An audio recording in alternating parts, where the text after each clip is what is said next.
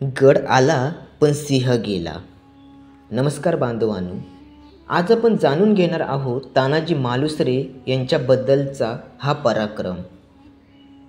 तानाजी मालुसरे श्रीमंत छत्रपती शिवाजी महाराजांचे सर्वात खास व्यक्ती होते आणि विश्वासू होते. छत्रपती शिवाजी महाराजांना देखील त्यांच्यावर अत्यंत फार विश्वास होता. जे काम कोणी करू शकत नाही ते तानाजी करू शकतात याबद्दल काही शंकाच नव्हती.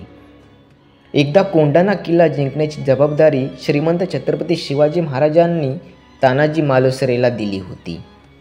जेव्हा तानाजीला या जबाबदारीची जाणीव झाली तेव्हा ते मुलाच्या लग्नाच्या तयारीत होते. महाराजांचा हा संदेश मिळताच क्षणी तानाजीनं जाणवले निश्चितच काही महत्त्वाचं काम असावं. तानाजी तयारी अर्धवट सोडून स्वराज्यासाठी आपल्या कामाला प्राधान्य देत महाराजांसमोर प्रस्तुत झाले.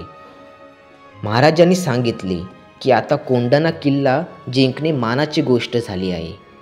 तेव्हा तानाजींनी चौक्या पहारे व अतिशय कडेकोट बंदोबस्त असलेला आणि उदयभनसारखा पराक्रमी किल्लेदार असलेला कोंढाणा किल्ला ताब्यात घेण्याचा विडा उचलला. ते कोंढाणा जिंकण्यासाठी आपल्या तुकडीबरोबर निघाले. आधी लगीन कोंढाण्याचं मग रायबाचं हे त्यांचं वाक्य इतिहासात प्रसिद्ध पावलं.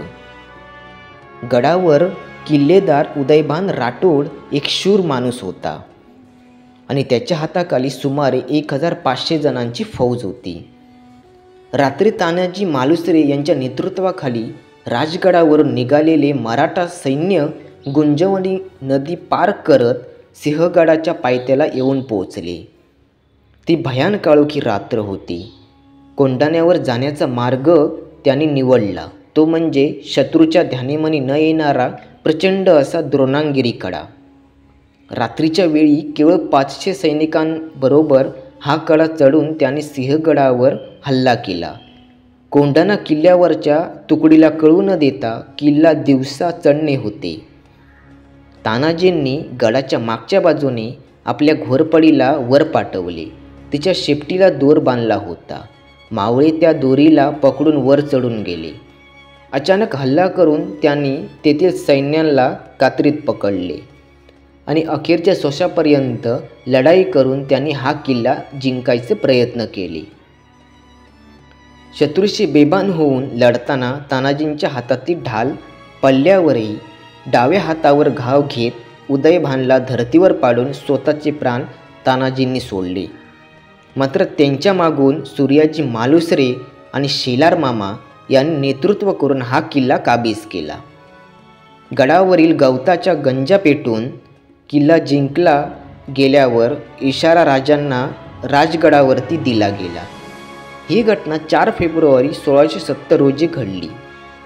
तिची झालेल्या अतितटीच्या लढाईत तानाजींना त्यांच्या प्राणाची आहुती द्यावी लागली. हे दुसऱ्या दिवशी छत्रपती शिवाजी राजे शिवगडावर पोहोचले तेव्हा त्यांना समजले. महाराज म्हणाले, गड आला पण सिंह गेला. अत्यंत दुःखी झालेल्या राजांनी तानाजीचे शव त्यांच्या उंबरटे या गावी पाठवले. तानाजी गेले त्या जागेवर त्यांचा वीरगड स्थापन करून एक सुंदर स्मारक उभे केले गेले. बांधवांनो, तानाजी मालुसरे यांचा हा पराक्रम तुम्हाला कसा वाटला हे कमेंटद्वारे नक्कीच कळवा आणि कमेंटला जय शिवराय लिहायला विसरू नका. धन्यवाद.